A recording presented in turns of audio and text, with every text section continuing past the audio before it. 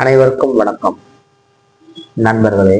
இன்று லக்னம் என்று சொல்லப்படுகின்ற முதல் வீட்டை குறித்து காண இருக்கின்றோம்.